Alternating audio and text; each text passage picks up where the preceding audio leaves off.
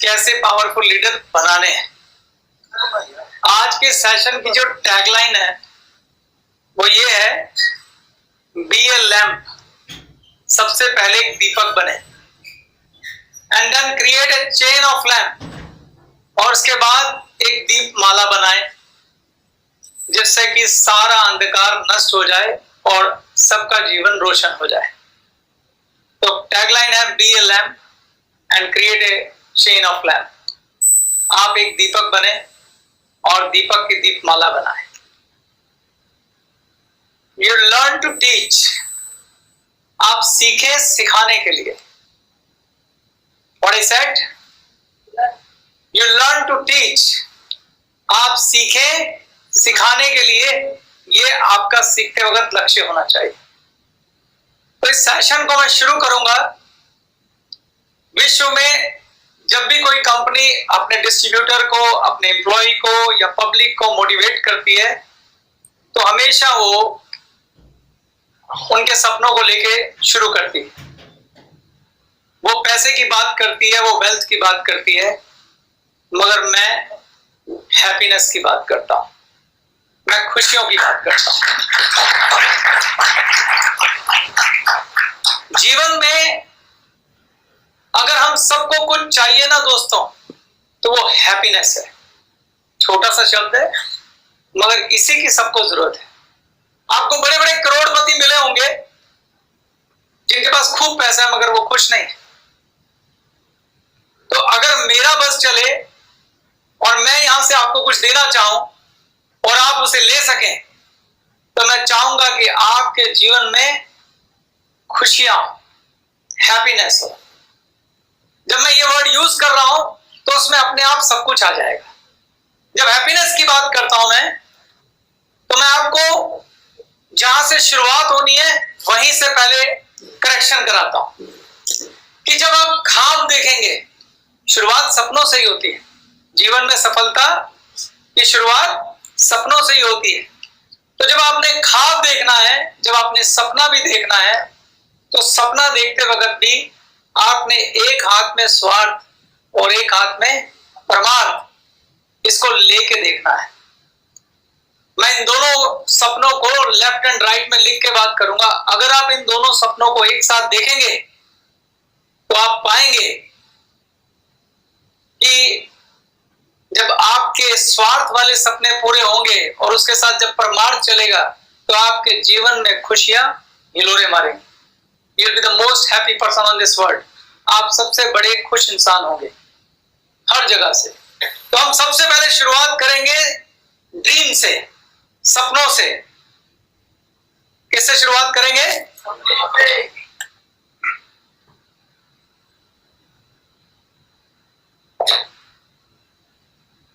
English में बोलो तो ड्रीम्स, हिंदी में बोलो तो सपने। Dreams are the most powerful energy. सपने सबसे बड़ी ताकत होती है। इस दुनिया में अगर कोई सबसे ताकतवर चीज है तो उस चीज का नाम है आपकी सोच। अगर आपने कुछ सोचा नहीं तो वो मिलेगा भी नहीं। जो बिना सोचे मिल जाता है उसे एक्सीडेंट कहते हैं, या कुछ लोग भाग्य कहते हैं, या दुर्भाग्य कहते हैं। वरना आपके जीवन में होने वाली ज्यादातर घटनाएं आपकी किसी सोच का नतीजा है। आगरा का ताजमहल सबसे पहले कहां बना? किसी आदमी की सोच में। पहले उसने सोचा कि मुझे ताजमहल बनाना है, तो फिर वो बना। आप शादी करने लगते हैं, पहले आप सोचते हैं मुझे शादी करनी है, तो होती है। किसी भी घटना से पहले सोच का जन्म होता है। सोच कह लीजिए, ड्रीम कह लीजिए। Dreams are the most powerful energy. आप कैसे सपने देखेंगे, आप किस प्रकार की सोच रखेंगे, ये आपके परसीव्ड सच यानी धारण किए हुए सच से तय होता है। कौवे के घोंसले में गिरा हुआ बाज का बच्चा कभी बाज की उड़ान के बारे में सोच ही नहीं पाता। अब वो सोचता नहीं है तो वो होता भी नहीं। सर्कस में पला हुआ शेर जंगल का शिकार के बारे में सोच नहीं पाता। जब तक आप बड़ा सोचेंगे नहीं, बड़ा होगा नहीं। सोच एक बीज है। जब आप सोचते हैं, जब आप ख्वाब देखते हैं, तो आपके सबकॉन्शियस माइंड के अंदर वो एक बीज का काम करता है और उसके बाद ये सारा यूनिवर्स आपके सपनों को पूरा करने के लिए साधन जुटाने में लग जाता है। अगर आपके ड्रीम्स बड़े होंगे तो ये यूनिवर्स आपके जीवन में ब्लेज ले आएगा। तो लाइफ में ऐसा कभी होता नहीं है कि आपने ड्रीम्स ना देखे हो और वो पूरे हो जाए। इसलिए सेशन की शुरुआत ड्रीम से ही होगी। तो मैं आपसे पूछता हूं कि आप लोगों के जब आप ब्लेज में आए थे, क्या सपने थे, क्या ड्रीम्स थे, या किसी एक आम आदमी के, एक मिडिल क्लास फैमिली के क्या सपने होते हैं? एक तरफ मैं लिख रहा हूं स्वार्थ और एक तरफ मैं लिख रहा हूं परमार्थ। पहले मैं इन्हीं सपनों की बात कर लेता हूं। बताइए, आपका पार्टिसिपेशन चाहिए। क्या ड्रीम्स होते हैं एक आम आदमी के? हाँ, सबसे पहला सपना है जी, चलो लोगों ने बोला घर बनाना है और गाड़ी लेनी है। गाड़ी में भी कौन सी? पहले बाइक, बाइक आ जाए तो कार, कार आ जाए तो क्या, फिर से बड़ी कार। उसके बाद क्या सपने होते हैं? बच्चों की पढ़ाई। बिल्कुल ठीक बोला। हर अच्छे माँ बाप चाहते हैं मेरे बच्चे बड़े स्कूल्स में पढ़े, बच्चों की अच्छी परवरिश। जब मैं परवरिश की बात करता हूं तो इसमें सब कुछ आ गया। अच्छा स्कूल, अच्छा खाना और हाँ, जोर से। जो लोग नहीं बता रहे उनके ड्रीम्स नहीं थे क्या? हाँ, बच्चों की शादी करना वैसे भी अच्छा ड्रीम है। और विदेश यात्रा। पहले यात्रा तो हो जाए, कई लोग बेचारे यात्राएं नहीं करते। यात्राएं, हवाई जहाज में बैठना लोगों का ख्वाब होता है। मैं हैरान हुआ, मैं उत्तराखंड गया था, वहां पे एक व्यक्ति मुझे बोला, मैंने उससे पूछा तुम्हारा सपना क्या है? कहता मैं ट्रेन में बैठना चाहता हूं। सच बात है, उसने कभी ट्रेन नहीं देखी थी। ये चक्राता की बात है। ऊंचे ऊपर पहाड़ों में मैं गया, वहां एक व्यक्ति से मेरी बात हुई। मैंने कहा, ऐसे ही पूछा, मुझे तब आदत होती थी, हर एक से पूछता था मैं तुम्हारा ड्रीम क्या है? कहता मैं ट्रेन में बैठना चाहता हूं। बहुत सारे लोग ट्रेन में नहीं बैठे। हवाई यात्रा, यात्राएं, विदेश यात्रा, सुख साधन, नौकर चाकर। जो बहुत अच्छे लोग हैं वो माँ बाप को तीर्थ कराना चाहते हैं। यहां पे मैं ऐसे एक व्यक्ति को जानता हूं जिससे मैं खुद बड़ी प्रेरणा पाया हूं। पुष्प बैठा है जो अपने मम्मी को तीर्थ कराता है। आप सबको पता ही होगा। कई लोगों का ये भी ख्वाब होता है। तो ये आपके ड्रीम्स हैं जो जनरली हम अपने अराउंड देखते हैं। परमार्थ का मतलब क्या होता है? आप इसे कह सकते हैं इंसानियत। जब आप निष्कामी होके दूसरों के लिए कोई ख्वाब देखते हैं, देश के लिए कोई ख्वाब देखते हैं। ये ख्वाब क्या क्या हो सकते हैं? जैसे हमारे देश में क्या क्या समस्याएं हैं। मैं और कुछ ना मांगू, ये दुआ मांग सकता हूं, हाय भगवान देश से गरीबी हटाना,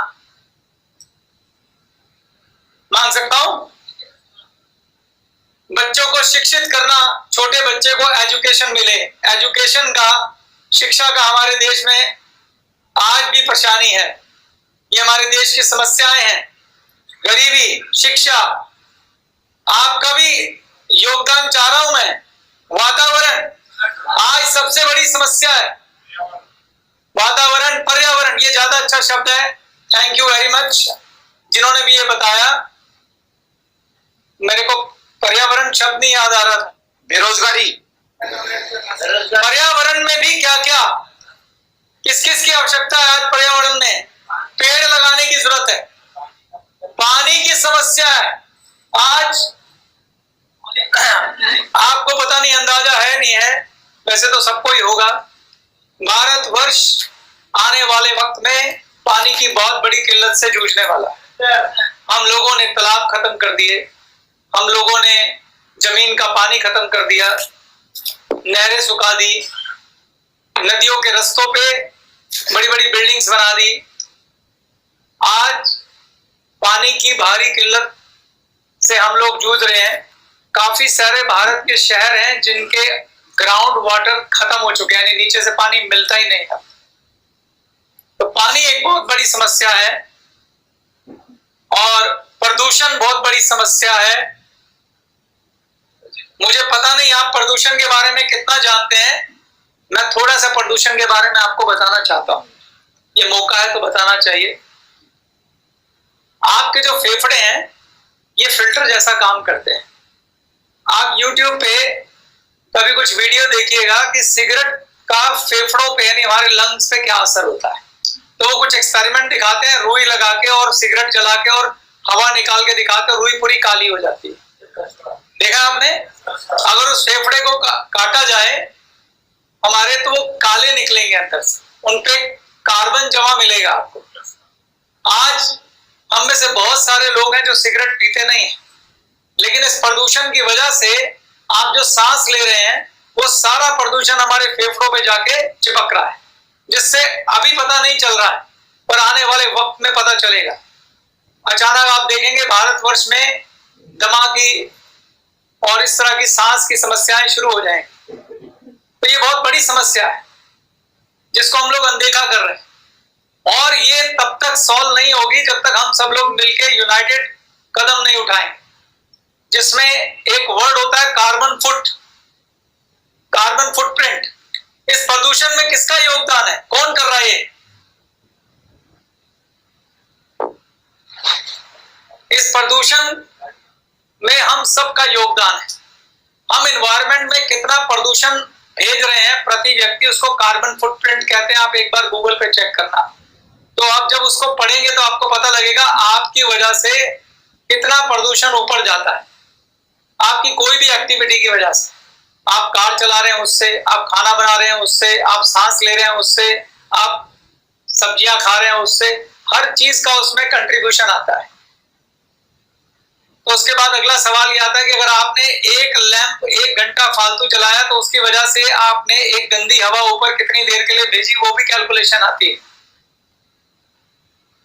यानी आप वो लैंप जला के अपना ही दम घोटने का इंतजाम कर रहे हैं। तो हमारा बीइंग ए भारतीय नागरिक होने के फर्ज है कि हम अपना कंट्रीब्यूशन कम से कम करें। जैसे जहां पे स्कूटर या कार से नहीं जाना, साइकिल से चलें, स्वास्थ्य बढ़ेगा।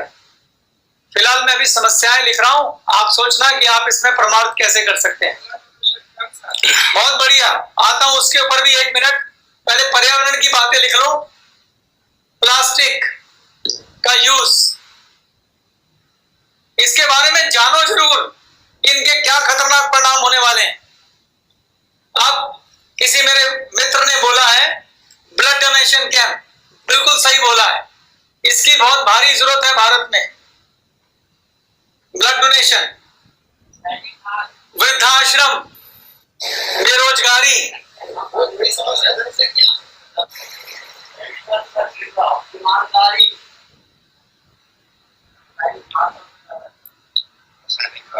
भ्रष्टता, रासायनिक खाद, फर्टिलाइजर, बिल्कुल करप्शन को मैंने भ्रष्टता लिख दिया है। साफ सफाई, मिलावटी खाना, मिलावटी सब कुछ है। हवा खराब, खाना खराब, पानी खराब, पानी में सारा पेस्टिसाइड घुल गया, जहर वाला पानी है। और बंजर होती जमीन है, वही रासायनिक खाद आ गया, पेस्टिसाइड। वन्य प्राणी पर्यावरण का हिस्सा हो गया, यहां लिख देता हूं। बहुत अच्छी बात बोली आपने। बढ़ती बीमारियां, बढ़ती बीमारियां,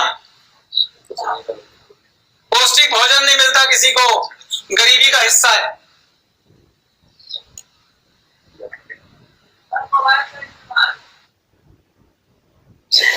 वैसे आपने बात बड़ी अच्छी बोली है, जिसने भी ये बोली है।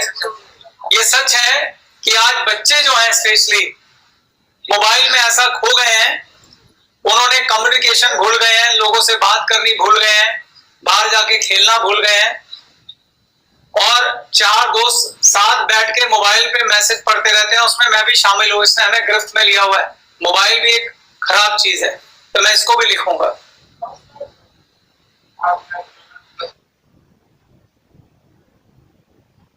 यातायात नियमों की अज्ञानता,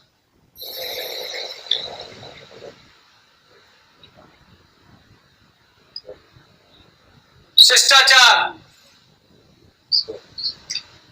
सिविक सेंस। देखिए, मुझे ना बड़ी खुशी हो रही है। मुझे ऐसा लग रहा है ये लिस्ट खत्म नहीं होगी। इसका मतलब क्या है? मैं इसीलिए लिखता जा रहा था ताकि मैं आपको ये समझा सकूं कि आपके स्वार्थ के सपने कम है, लेकिन परमार्थ के सपनों में बहुत जगह है। और कमाल की बात देखिए कि परमार्थ के लिए आपको मैंने बोला था क्या करना होगा। 3 चीजें देनी है आपको, तन, मन और धन का 10%। और इसमें भी सबसे इंपॉर्टेंट जो है, ये जो अगर हमें परमार्थ वाली साइड सॉल्व करनी है, तो अगर कुछ सबसे इंपॉर्टेंट चीज जो आप दे सकते हैं वो तन है। तन मतलब अपना वक्त, सिर्फ 10% वक्त। और उस वक्त में आपने देना क्या है? एक भाई बहुत देर से बोल रहा था और उसने एक बात बोली थी, जागरूकता अभियान। कौन है वो व्यक्ति? प्लीज खड़े हो जाइए। वेरी गुड, आप आगे आइए, आपको सम्मानित करना चाहता हूं। इनको मैं ये सम्मान इसलिए दे रहा हूं कि मैं प्रॉब्लम लिख रहा था, एक व्यक्ति सॉल्यूशन चला रहा था, और वो ये मैं सुन रहा था। Very good. तो जब ख्वाब देखना है ना, तो खाली स्वार्थ का ख्वाब मत देखिए, साथ में परमार्थ का भी देखिए।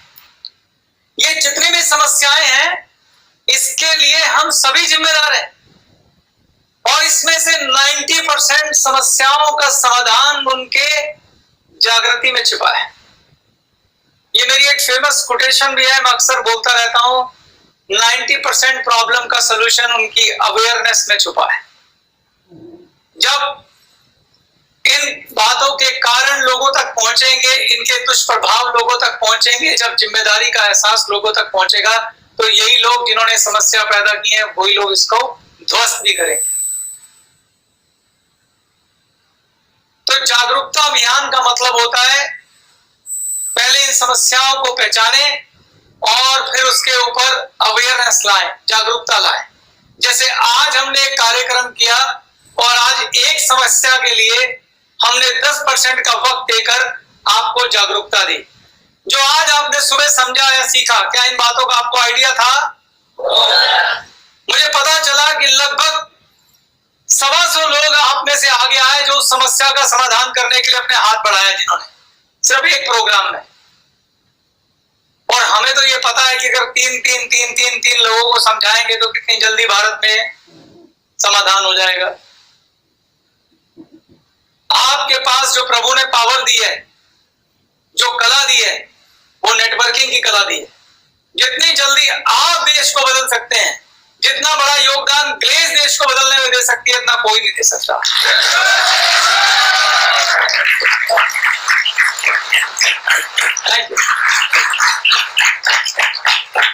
इसलिए आज से मैंने भी पहले आपको खाली यही वाले ख्वाब दिखाए थे, लेकिन हर आदमी बदलता है, हर आदमी बड़ा होता है। मुझे आज इस उम्र में आके समझ में आया कि खाली इस ख्वाब से काम नहीं चलेगा, खाली इस ख्वाब से काम नहीं चलेगा, ख्वाब दोनों देखने होंगे, एक स्वार्थ का और एक परमार्थ का। मेरा प्रश्न भी है आपसे, अगला प्रश्न आपसे ही है। ये जो परमार्थ का ख्वाब है ना, इसमें भी स्वार्थ है।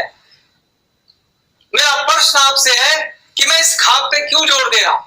क्यों हमें स्वार्थ के साथ परमार्थ का ख्वाब भी देखना चाहिए? मैंने आपसे बोला कि परमार्थ में भी हमारा स्वार्थ है।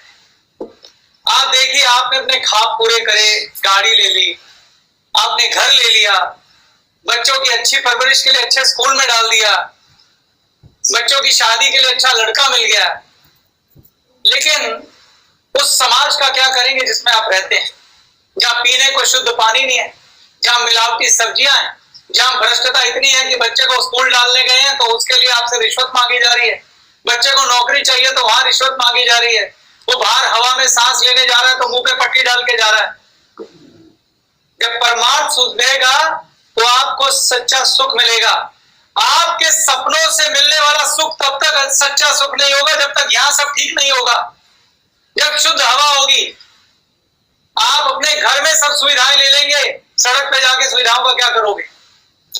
घर में एसी लगा लेंगे, घर में वाटर प्यूरिफायर लगा लेंगे, घर में आप एयर प्यूरिफायर लगा लेंगे, लेकिन क्या सड़क पे नहीं निकलेंगे? सड़क पे निकलेंगे कि नहीं निकलेंगे? सांस लेंगे कि नहीं लेंगे? जिन फसलों पे दबा के पेस्टिसाइड डाला जाता है कि आज पूरी ट्रेन की ट्रेन कैंसर के पेशेंट की जाती है, उसका क्या करेंगे? क्या गारंटी है कि आपके परिवार वालों को उससे नुकसान नहीं होगा? तो इस परमार्थ में भी हमारा स्वार्थ है। देखिए, समस्याएं बहुत सारी होती हैं, लेकिन लीडर वो होता है जो आगे बढ़ के कहता है कि ये समस्याएं हम सॉल्व करें। तो मैं ग्लेस के लीडर से ये उम्मीद करता हूं,